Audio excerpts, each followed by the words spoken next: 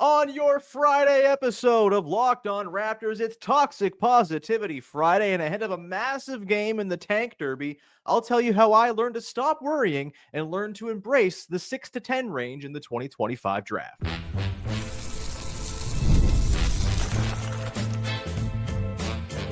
You are Locked On Raptors, your daily Toronto Raptors podcast, part of the Locked On Podcast Network.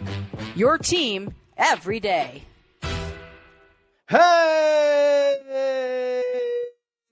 what's going on? And welcome to another episode of Locked On Raptors, part of the Locked On Podcast Network, your team every day. It is Friday, February the 28th, and I'm your host, Sean Woodley. I've been covering the Toronto Raptors now for 11 seasons on various platforms. You can find all my work over on Blue Sky. You can also find the show on Instagram, and you can join us in the Locked On Raptors Discord server, link in the description of the podcast. Great place. Come hang out, talk ball among friends, draft talk, tank talk, talking about books. It's a wonderful place to come and just have a little community around the podcast, which is really what this whole thing is about.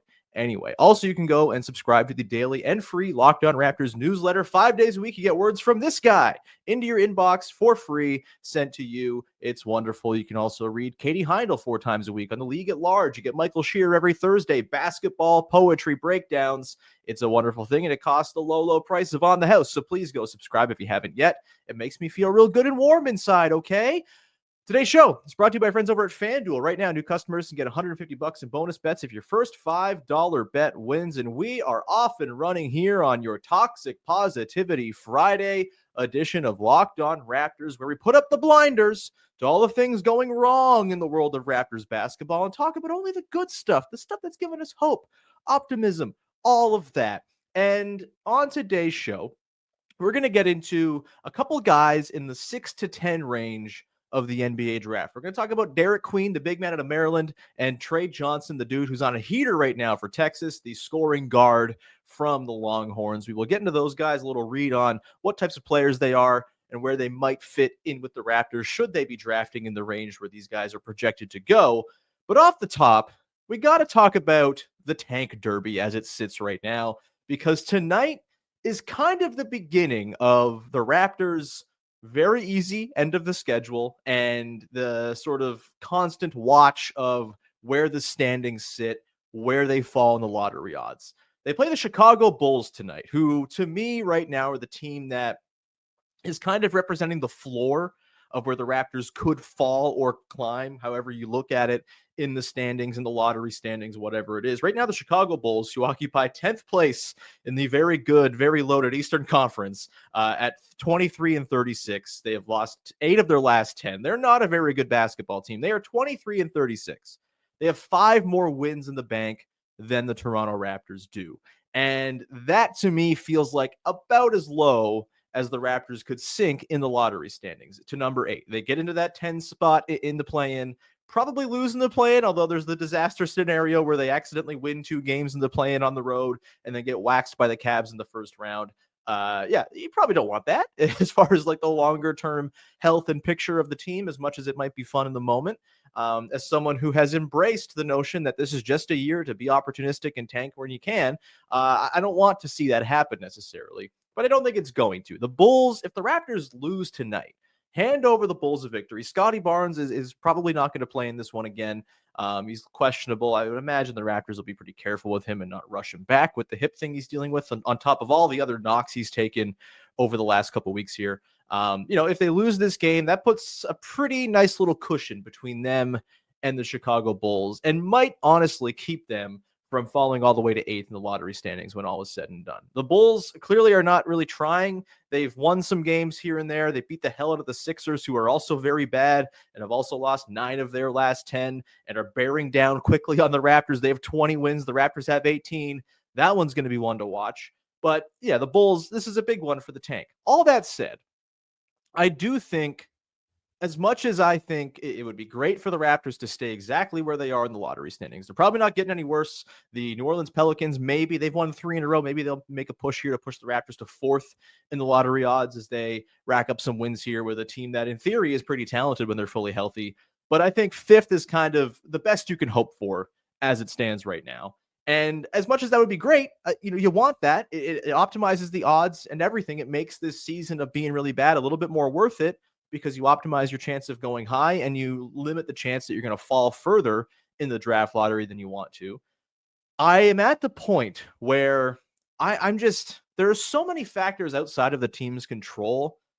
The schedule makers handed them this crazy meme schedule down the stretch where they only play exclusively bad teams. It's almost art what their schedule is down the stretch compared to what it was earlier in the year. There's other teams in the standings that are just frankly worse than the Raptors and more incentivized to lose than the Raptors, or really shamelessly going for it in terms of trying to rack up as many losses as possible.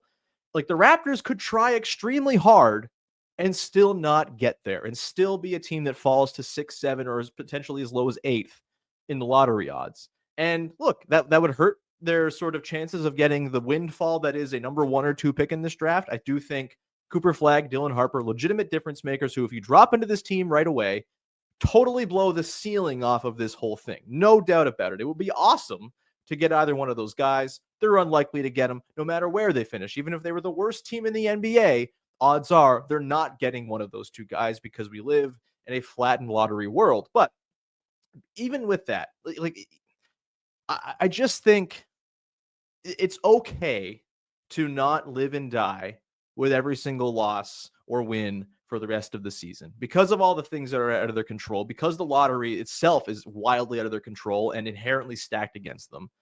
And because they might do their best to lose all these games, like to me, it's tough to get like overly concerned if they were to slide a couple spots. And the big reason why is that this is not their only avenue to get out of the bottom of the NBA.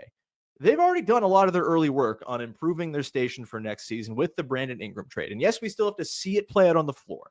We're not quite sure exactly how the fit's going to work. We're not sure what the team 100% is going to look like next year, though we do have a pretty good idea. But this team has a pathway to being like a mid-40s win team as soon as next season. They can absolutely 100% do what the Pistons have done this year. And arguably with a deeper roster of sort of ready-made, surefire NBA players who have a little bit more internal development to be done than, say, Malik Beasley, who's having the season of his life, or Tobias Harris, or Tim Hardaway Jr. My point is here, they've taken a huge bounding step forward when it comes to setting themselves up to be competitive next year and beyond. And even if the next year's like a 45-win team and people are like, oh, this was like mediocre, 45 wins, who cares? Like, it's step one towards something bigger. We've seen this happen in the past with this very team. You win a lot of games, and then all of a sudden you're good. You have all these good players. You have flexibility. You have all your own picks available. And then your avenue to go and adding more talent can be done via trade, which this team has done time and time again. The draft is not their only hope. It would be awesome if they double down and they get Brandon Ingram and also a very high pick. That would rule. That would be the best case scenario.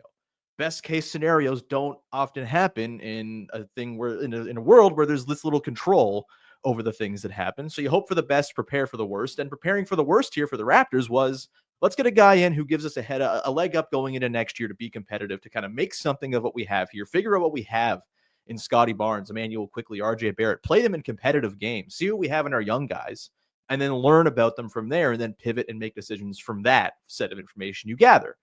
And the draft pick, again, wonderful. It blows the ceiling off if they get a really, really great player. One way or another, they're going to add a good player to their mix. They're likely going to add who will be their best prospect in their mix, no matter where they pick in this draft. Because 6 through 10, there are a lot of cool players. There are a lot of cool guys and we're going to talk about a couple of them today.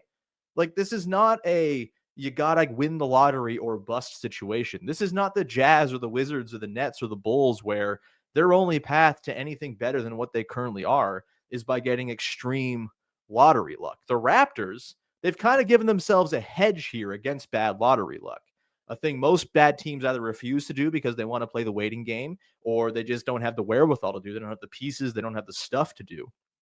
And in the Raptors case, like, they're not like these other teams who are at the casino and entirely pot committed to the roulette wheel, throwing all of their money on black or red or numbers or whatever it might be. The Raptors, yeah, they're going to hang out at the roulette wheel, but it's almost like they've gone to the sports book, won a bunch of money on a parlay, and then go into the casino knowing they're up anyway, and then use whatever other money they came to the casino with to go throw down on the roulette table, knowing they're going to leave with something in the bank. And so that's the analogy I think that kind of, for me, has helped me not be so concerned about every single loss. I'm not going to fret if they go in these final 23 games 10-13 and finish with 28 wins and the 7th worst record in the NBA. Again, it'd be ideal if they didn't. I certainly have totally accepted and embraced the idea of this team being bad by design and getting the high pick that comes with that, but it's never a guarantee.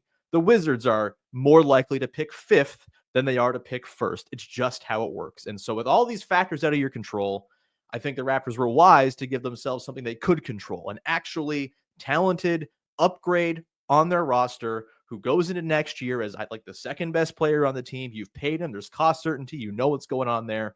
And if you get the high pick, awesome. If not, well, there are some pretty cool guys in that 6-10 range, and we're going to talk about a couple of them coming up here. Derik Queen, Maryland, cool, fun, big man. Next. Today's show is brought to you by our friends over at FanDuel, the number one sportsbook in North America. When the NBA tips off, when the game tips off, the NBA action is just getting started, and there's no better place to get in on the action than FanDuel. With FanDuel, you can place live bets throughout the game. So even if you miss the opening tip-off or you want to bet a fourth quarter comeback, you can stay in the action. Even if you're looking for a bigger payout, you can even combine your live bets into a same game parlay. That's always fun. Anyone who was watching that Wolves Thunder game earlier in the week who threw some money down to the Wolves to come back probably made themselves a little bit of scratch. Not so bad. Of course, I'm not someone who bets a ton, but when I do, it's usually on like a hunch for a long-term futures bet. I'm still riding high off of picking the Denver Nuggets to win the title in 2023 in September. Made a good amount of money off that. I kind of retired from betting after that, but right now, new customers can get $150 in bonus bets if you win your first $5 bet. Just visit FanDuel.com to join today. That's FanDuel.com for your one shot at $150 in bonus bets. Make every moment more with FanDuel, the official sports betting partner of the NBA. And we continue on here with your Toxic Positivity Friday edition of Locked On Raptors as I begin my quest to sell you on the guys in the 6-10 range of the draft. And I'll be totally honest off the top. The two guys we're going to talk about today aren't like my favorite guys in this range, but there's still reasons to like them and still reasons to think they could fit within the Toronto Raptors. There are other guys who I kind of like even a little bit more. And also, there's always the possibility that someone like, say, a Kaman Malawash, who I have as high as like 4 on my board, probably, maybe 3. Really like Kaman Malawash, but that's not to say the rest of the league will see that. He could be totally available there in the 6-10 range. VJ Edgecombe could totally drop into the 6-10 range. Hey, maybe people overthink Ace Bailey and his shot difficulty and his shot selection, and they go in and, kind of pass on Ace Bailey, and he's available at 7 if the Raptors are there. Like, there's all kinds of ways that the consensus top 5 doesn't go the way that it might go. And there's not even really a consensus top 5 just yet. There are kind of wide-ranging opinions on guys like Malawash in particular. And so, but yeah, like there are guys who probably aren't going to get into that top 5 range, who should be there in that 6-10 range. And a lot of them are very cool. Let's start with Derik Queen, the 6'10", 20-year-old freshman big from Maryland. So far this season, 15.6 points, 9.1 boards, 2.1 assists, a steal, a block, about 30 minutes a game, 59.2% true shooting on about 26% usage for the Terrapins this year. And the sort of 10,000-foot view of Derik Queen, sort of the evaluation, what kind of player is he? Super skilled, really nice feel, and like kind of an undersized big, but he's the exact kind of big who speaks to me. He throws cool passes. He's got incredible post footwork. He can kind of get his own inside 8 feet like anyone's business. He's awesome. And the downside here is he's not much of a spacer whatsoever. He's a very kind of around the rim and frankly below the rim player. He's not this like crazy bouncy athlete. We talked about Malawash and his mobility as a big man. Derik Queen doesn't bring that, and he's also like 4 inches shorter. We're going to talk about Asa Newell. We've talked about him a little bit on the podcast. Super mobile, very interesting defensive chops from him as a big man. You're not getting that with Derik Queen. What you're getting with Derik Queen is just a lot of really fun, funky post play. And again, a game that 100% speaks to me as someone who likes big men with feel who throw cool passes. At the moment, he kind of seems like a bit of a one-level scorer to me watching him, just kind of eats around the rim. Again, a lot of post-up stuff, a lot of under the rim stuff. And, honestly, like sort of Jakob Poeltl adjacent in terms of his shot chart, like not a whole lot going on outside of 8 feet or so. He'll, take the odd mid-range jumper. He's tried some threes, so certainly a little more expansive in terms of like how far he's willing to step out than Jakob Poeltl, but where he gets his bread buttered is kind of in that close range, working his post magic. And man, oh man, does he have quite an array of post moves to go to. Really fun player to watch for this reason. I'm a little torn on how his whole package translates to the NBA. It's sort of always this thing where you're trying to evaluate the college environment, right? Because college basketball is so different. The spacing is much worse. It's a shorter 3-point line. Teams aren't as good at shooting, and there's a lot of packing it in. There's a lot of zone. There's a lot of just kind of junking things up on defense to make life more difficult oftentimes for offensive players than it will be in the NBA. When there's more space, there's better players around them. There's more sophisticated offensive sets and systems that they're operating within. So you got to kind of take any struggle with like space and anything related to that with a grain of salt when you're talking about prospects. But I am curious to see how his athleticism in particular translates to the NBA, because you look at Derik Queen, and he does not pop off the screen athletically. He really gets his work done as just like a crafty big man who, again, has feel, who has like an understanding of the timing and pace and cadence of when defenders are going to dig down on him, when the help is coming, when it's time for him to make his move. That's all really kind of what he brings to the table. When it comes to, he's not going to be like a vertical lob finisher, really. On defense, he's probably not going to be much more than like a kind of undersized drop big. You're not going to have him tracking out and covering guys in space. He's kind of slow.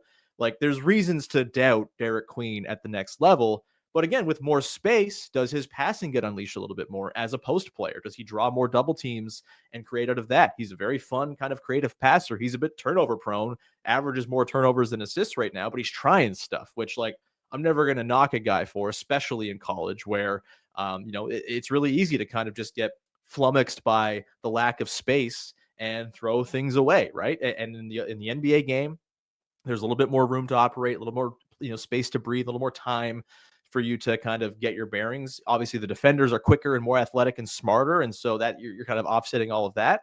But I do think as a post player, he certainly can thrive in the NBA just because of the array of moves that he's going to bust out, even if sometimes he's going to be undersized against opposing centers, which I suppose is something to consider here as well. I think on the Raptors, thinking about his potential fit, I don't see him. I think there's some, in the scouting community who you watch and read, lots of great people out there.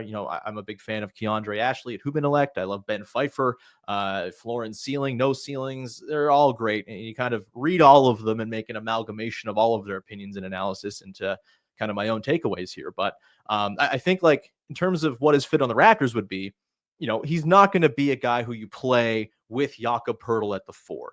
He just doesn't shoot well enough. He's a 9% 3-point shooter on the season. He's 2 of 24 from downtown. It's a big bugaboo, right? Again, really operates on the interior more than anything else. Inside out player for sure. And, again, you can kind of weaponize that, certainly, especially if you have a lot of shooting around him, but you're not going to be, in the Raptors case, playing him as a 4 next to Poeltl. You would need more of a spacing big man to play him with. I do think, like, Scotty Derik Queen lineups kind of in place of when Jakob's hurt or if Jakob's sitting on the bench, whatever, those lineups could make some sense. It's still, you probably want more shooting around Queen, and that's where you'd really need to dot shooting in at the 3, 2, and 1 in order to really amplify things. I do think there's some fun stuff you could do with him and Emmanuel quickly. He's also got, I think the chops to run elbow actions and things like that. The Raptors, like, look, Darko Rajakovic has become kind of a master of creating space with guys who don't shoot. Jakob Poeltl is the great example of this. He's very good at understanding space. And yeah, it's not traditional 5-out spacing where the entire middle of the floor is open for, driving lanes and things like that. But the way they use their screening, the way they use their elbow actions, the way they pull their bigs away from the basket and involve them in stuff to keep defenders occupied, that does create space. It's a different kind, but it's still space. I think that's a way that Derik Queen could be weaponized. So I kind of go back and forth. Like, I think his stylistic, strengths and the way he plays could certainly fit Darko ball. He's got passing chops. I think, that's kind of a prerequisite for the Raptors. You got to be able to pass. You got to be able to kind of keep the possession going. I think he's probably got, like, because of the feel he has, I think like 0.5 basketball is certainly something he could fit and acclimate himself to.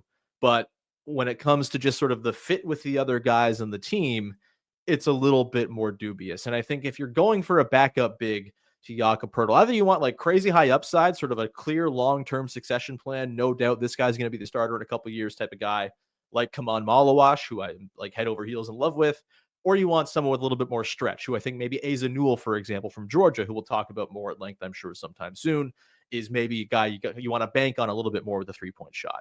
It's always possible a guy like Queen figures out how to shoot. I'm sure he'll be asked to get in the gym and let him rip, because that's just kind of the way things go for guys who can't shoot in the modern NBA. You got to try to see if you can get some semblance of a jumper out of him. But 9% from three in college on just 24 attempts, like not exactly inspiring confidence. It would be an absolute gravy if he ended up becoming a good three-point shooter. And look, he's got free throw touch. He shoots 76%. But the mid range isn't quite there. The touch isn't quite there outside of the free throw line range, and so I'm not banking on that being a skill that hits. Like I wouldn't classify it as a swing skill. I would classify it as okay, cherry on top skill if he figures it out. His swing skill is probably like, can he manage in space defensively? If he can, then there's certainly a place for him. If he can't, then things get a little bit more tricky. Again, there's reasons to like him, reasons to not. He's such a fun, cool interior passer. I love interior passing. It's one of my favorite things in any player. And so, like, again, he's got like an express Disney pass to my heart with some of the stuff he does as a player. Not totally sold on the fit with the Raptors. Defensively, we talked about the sort of space, the size, the lack of athleticism. He does make up for it a little bit by seemingly having excellent hands. He's very handsy. He's got like kind of, for a big man version of Fred VanVleet's iron fists, where he's just kind of always getting his hand in the cookie jar, not fouling a ton when he does it, and kind of poking balls free, getting steals, getting deflections. That's a nice way to counteract his lack of athleticism, and certainly, something you can kind of weaponize within a defense. But I think overall, the size still gives me some questions. The lack of sort of general hops and rim protection juice give me some questions. I think he can hang with another rim protector. Him and Scotty Barnes might work, but he's not going to be someone who's like the back line of your defense mopping things up. And so for me, he's cool. He's got question marks. I kind of doubt he'd be the guy for the Raptors because of the way his fit might not totally mesh with what this roster needs. Doesn't mean I don't think he can be a good player if he lands in the right spot. I think he certainly can be. And I wouldn't be upset if the Raptors took the cool offensive big man with cool passing chops. Certainly not. I'm always in for that kind of guy and watching that kind of guy. Again, he's just like a cool, fun player who does a lot of things that are going to be very aesthetically pleasing, I think. Maybe not the fit for the Raptors, but if he is the pick at 6 or 7 or 8, there are worse things you could do there. And there's certainly ways the Raptors can go about making Derik Queen a fit within their team. You just got to be imaginative, right? You got to be creative, and no one is a finished product at age 20, even though he's an older freshman. No one's a finished product. Anyone can kind of adapt. These are all talented players. We'll see. But yeah, Derik Queen, I would say, he's not going to end up in the top 5 for me or anything like that, but he's certainly going to probably end up somewhere in that 6 through 10 range, maybe a little bit lower, depending on how some of these other bigs kind of shake out as I watch them more. But yeah, if he's the pick for the Raptors 6 through 10, again, he becomes probably their best prospect in-house, and you go forward and you feel pretty good about nurturing it along. And even if it's not a great fit long-term, he's a talented, interesting player who becomes maybe a trade chip for you down the line too. We're going to come back on the other side, talk about a guy who I think might end up one of the more polarizing prospects, certainly is already polarizing people in the Locked On Raptors Discord draft guys chat, where we talk a lot about draft dudes, and some people are very into Trey Johnson, some people less so. We will talk about the 6'6" guard at Texas coming up in just one sec to close out the show.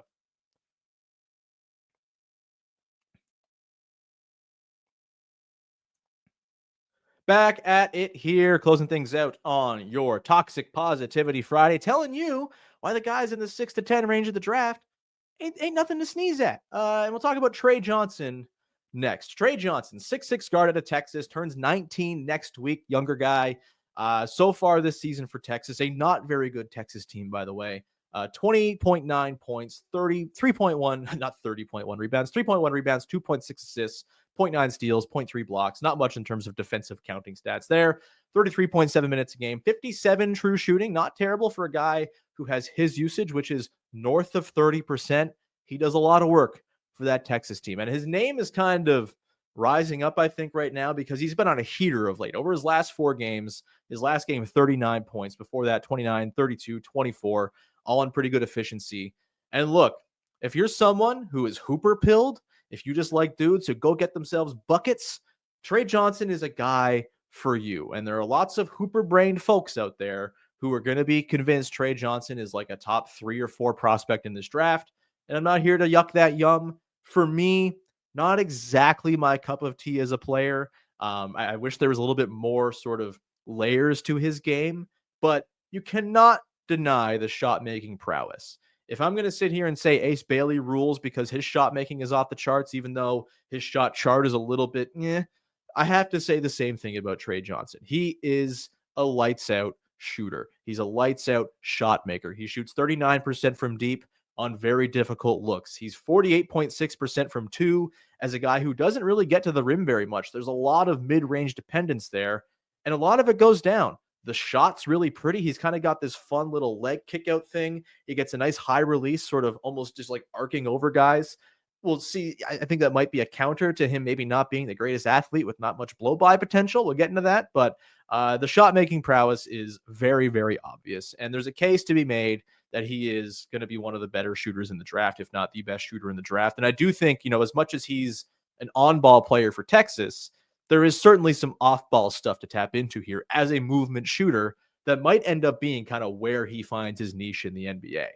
I don't think watching Trey Johnson, where he can kind of get tunnel vision at times, and like I've said, he doesn't get a lot of rim pressure. He's someone who, when you watch him, he just kind of has trouble turning around guys, getting the edge, getting the foot around and turning the corner. But he counters that by just having this really pretty quick pull-up jumper. He gets guys off balance. He stops. He pops. And again, the way he kind of releases it, it's a really high release, and he kind of arcs it over top of anyone who's contesting it. And it goes in. It's really pretty. And like, you can't argue if it goes in, it goes in. But I think the passing is meh. I think, again, kind of tunnel vision-y. There's not a lot of other stuff going on with his game. And defensively, I have some pretty serious concerns. I do think, like, it's going to be hard for him to figure out a way to be like an above average NBA defender. Anyone can apply themselves enough and get to average-ish, but physically, like, again, he doesn't have that burst on offense, and I think that translates to defense as well. The lateral quick's not really there. And off the ball, like, he can get kind of inattentive. He can fall asleep. He can get back cut, which would, fit in really nicely on a previous version of this Raptors team from earlier in the year where they loved to get back cut. But they've left that behind them now. They're a little more attentive off the ball. They keep track of guys better than they used to, at least. And so I think there's some concern there defensively with Trey Johnson. I think if they took him, look, he becomes the best two-guard prospect they have in the mix. And they have a lot of them, right? Grady Dick, Jacoby Walter. I don't know if you consider Ochai Agbaji a prospect anymore, but he's on his rookie deal. I do think he's got serious upside as a movement shooter, like I said. Maybe some juice to kind of run second units and really create and kind of guide second units that might need some offensive punch, which, you look at the Raptors next season, it's very possible they will need that. There's a lot of fun, interesting kind of role player connective types in that second unit, at least to project going into next year. But I'm not sure Jamal Shedd's going to be ready to guide the offense to great things. They'll have guys they can stagger in, obviously. Scotty, Quickly, Barrett, Ingram. I'm sure one or two of those guys is going to be on the floor at all times. And so maybe you feel less of a need for a guy like Trey Johnson. But, again, the shooting is pretty obvious with him. And if you want to kind of tell me that you bring him in and then you rebalance the team by trading Grady Dick for, maybe more of a big or a wing or whatever you want to do, kind of rebalance that way and kind of trade from your surplus of two-guard prospects to bolster somewhere else, I can get on board with that, specifically as like a financial maneuver, as Grady Dick is going to be up for an extension, before you know it. And you kind of reset the clock on that by a couple of years by bringing in Trey Johnson to occupy that slot. Like, again, I could totally be sold on that as your rationale. Of course, it's a lot easier said than done to go find a trade for Grady Dick that makes your team make a lot more sense. And so for me, just because of the way the roster is built, I do think it'd be hard to get Trey Johnson in here and kind of put him in a position where he could go and really fine-tune himself as a guy who works on the ball. This team has a lot of guys who work on the ball. Quickly, Scotty, Ingram, RJ Barrett likes to field a little bit, though he's much better as an off-ball guy. I think it's going to be tough to kind of get those opportunities for Trey Johnson to really hit his high developmental outcomes. And look, this is always the thing, best player available versus fit. Like, do you care about fit at all? I do care about fit because I do think fit is very important for getting a guy to their higher end outcomes developmentally. If you get a guy and put him into a situation where he's not being amplified at all, where his skills are maybe overlapped by other guys and there are other guys who do the things that he in theory could be good at better for a team in particular in the Raptors that's trying to be competitive next year, I think it could be hard to kind of slot Trey Johnson in and get the best out of him and really bring along that shot creation stuff that is going to be the thing that makes him a star if it comes. If he does become a star, if he does become anything resembling an offensive engine, it's because he's had a million reps guiding the show. And I just don't know if the Raptors are going to be in a position to really offer that. But again, the scoring prowess is hard to turn down. This team, they traded for Brandon Ingram a month ago because they need more shot making talent. Trey Johnson would certainly help with that.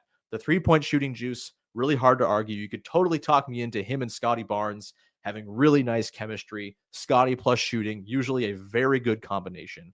And if you fill in defensively with other guys, then yeah, like Scotty, I think is going to make it so you can get by with lesser defenders at other spots because he's that good, especially when paired with a guy like Jakob Poeltl. And I've made it known I'm pretty bullish on what he and Brandon Ingram can do as a 3-4 with just the length they have, even if Ingram himself is not like a great individual defender. There's a lot of power and size, and I think that could maybe make things a little bit easier for Trey Johnson. Yeah, like again, there's reasons to like him big time. It's also really hard to evaluate guys within the context of bad college teams, right? Texas is 16-12 overall, 5-10 in conference play. They're not going to sniff the tournament. And is that because Trey Johnson doesn't affect winning or because his teammates are cheeks? Like it's probably a little bit of both, leaning towards the latter, but the lack of any kind of defensive juice, the lack of playmaking chops, that all goes into a team not being that great when they funnel so much usage to one guy. There's only so much a guy can do. And so I do wonder kind of how that fits. And again, I talked about Ace Bailey. They're kind of kindred spirits in terms of their shot selection and the way that they just kind of let it rip from all over the place and their shot making prowess. But the difference for me is Ace Bailey, I think, at 6'10" with his athletic gifts, I think has like a real shot to be a true two-way player. And I think where the Raptors are right now, two-way players need to be the priority. Obviously, shot creation is a big deal, but if you're not getting one of Cooper Flagg or Dylan Harper, I do think it's pretty unlikely you're getting that sort of lead offensive engine. And so if you get a guy who's best as a complementary offensive player, doesn't quite have that offensive engine upside, and he's a defensive issue, like that feels like a way to set Trey Johnson up to fail within the context of the Raptors as well. Like they need two-way guys. And the only way I think you kind of lean all offense is if you're getting someone who's a no doubt clear offensive engine type player. I think Cooper Flagg and Dylan Harper are really the only two guys in this draft that I would say have the chance to do that. There's not like a lot of those guys in the NBA. It's nice to think everyone can be that, but the odds are you get one or two of those guys in any draft, right? It's really, maybe three if you get like a generational draft, but it's really hard to find those guys. And so I think you have to bet against, unfortunately, just because that's how the odds work, Trey Johnson ever becoming that guy. And if that's the case, then yeah, I think maybe the fit is not awesome. Unless, again, like you feel like you can kind of reshuffle your two guard rotation and find a way to kind of prop Johnson up a little bit more, rebalance by trading one of Grady Dick or Jacoby Walter, probably Grady Dick because he's closer to a new contract, and then figuring things out from there. I just think I'd rather go a different direction and kind of skew more two-way than just the straight offensive profile that Trey Johnson seems to project. And again, could be totally wrong about all this. I hope I'm wrong. Maybe there's a defender in Trey Johnson I haven't seen yet. I haven't watched these guys all that much. I'm just going off of, gut and watching them for like a minimal amount of time and looking at the stats and kind of putting it all together. But I think from what I've seen, I have a hard time envisioning Trey Johnson becoming quote unquote one of my guys in this draft. Totally fine if he's one of your guys. That's the beauty of this. We're all wrong and right about these things all the time. It's a crapshoot. But for me, Trey Johnson, while again, he would be their best offensive prospect by far, no doubt about it, becomes their best prospect from day one, a nice addition who you can figure things out with. And again, the fit with Scotty Barnes, theoretically very good. There's reasons to like this one for sure.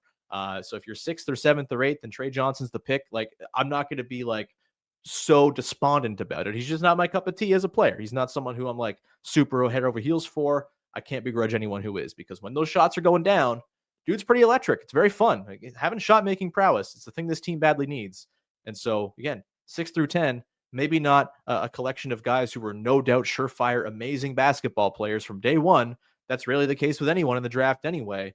Lots of guys to get excited about, though, and to be interested in if the Raptors are to fall a little bit in the draft lottery and pick 6th, 7th, or 8th. With that, we'll leave it there. Thank you so much for rocking with the show. We'll be back again on Monday to break down the Tank Derby against the Chicago Bulls, and I think they play the Magic on Sunday, so we'll talk about that as well, too. Get some more draft stuff going as well as we wind the season down, head our way into March. My goodness. Thank you so much for rocking with the show. Please follow, subscribe, rate, review, tell a friend. Always appreciated whenever you do that. It makes me feel warm and fuzzy inside, so thanks in advance. And with that, we will leave it there. Have a wonderful weekend. Thanks so much for hanging. Let's see if I can make it 2 days in a row. Jacoby. Damn it.